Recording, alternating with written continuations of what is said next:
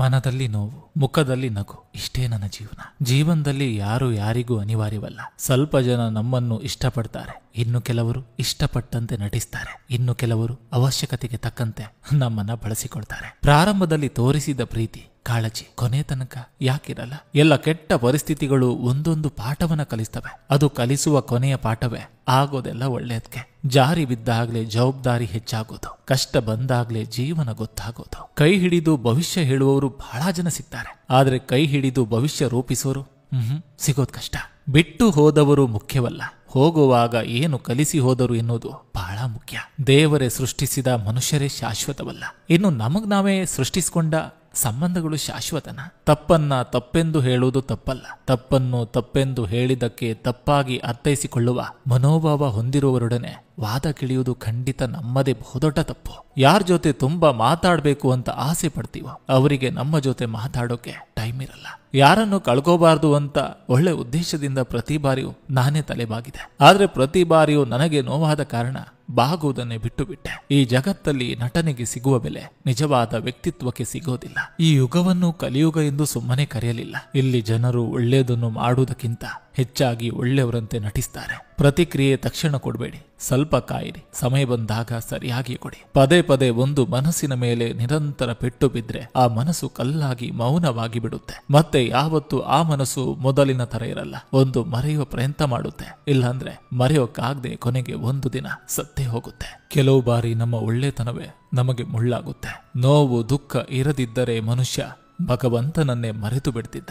ನಂಬಬೇಡ ಮನವೇ, ಇಲ್ಲಿ ನಿನ್ನವರೆಂದು ಯಾರೂ ಇಲ್ಲ. ಅವರವರ ಸಮಯಕ್ಕೆ ತಕ್ಕಂತೆ ಎಲ್ಲ ನಿನ್ನ ಉಪಯೋಗಿಸಿಕೊಳ್ತಾರೆ. ಕೊನೆಗೆ ನಮ್ಮದೇ ತಪ್ಪು ಅನ್ನೋ ತರ ವರ್ತಿಸ್ತಾರೆ. ಅವನಿಗೆ ಸಿಕ್ಕಿದೆ, ನನಗ್ ಸಿಕ್ಕಿಲ್ಲ ಎಂದು ಅಸೂಯೆ ಪಡದ ಏಕೈಕ ಪದವಿ ಅಂದ್ರೆ ಮರಣ ಒಂದೇ ಅನ್ಸುತ್ತೆ. ಪರಿಚಯದ ಹೊಸದರಲ್ಲಿ ಎಲ್ಲವೂ ಸುಂದರ, ಬಿಡುವಿಲ್ಲದ ಮಾತುಕತೆ, ಮುಗಿಯದ ಕರೆ, ನಿಲ್ಲದ ಸಂದೇಶ, ಪ್ರೀತಿ, ಕಾಳಜಿ, ಆದ್ಯತೆ.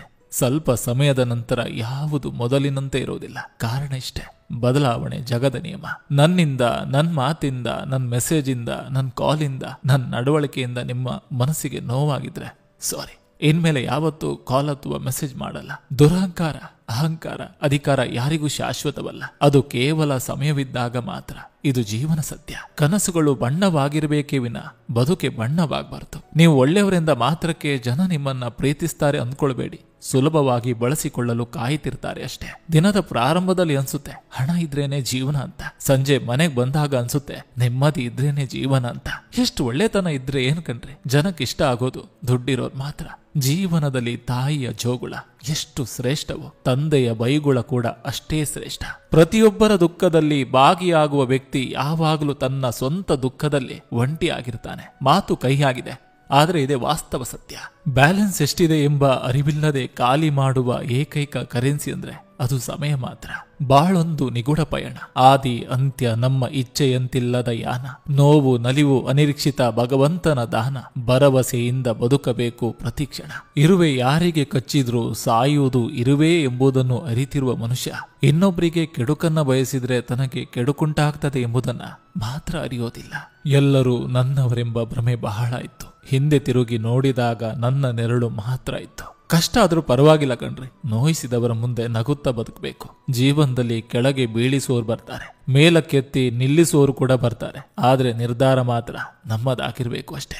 ಪೂರ್ತಿ ವಿಷಯ ತಿಳಿಯದೆ ಯಾರ ಬಗ್ಗೆಯೂ ಕೇವಲವಾಗಿ ಮಾತಾಡಬೇಡಿ. ಯಾಕಂದ್ರೆ ಅವರ ಪರಿಸ್ಥಿತಿ ಮತ್ತು ಸಂದರ್ಭ ಅವರಿಗೆ ಮಾತ್ರ ತಿಳಿದಿರ್ತದೆ.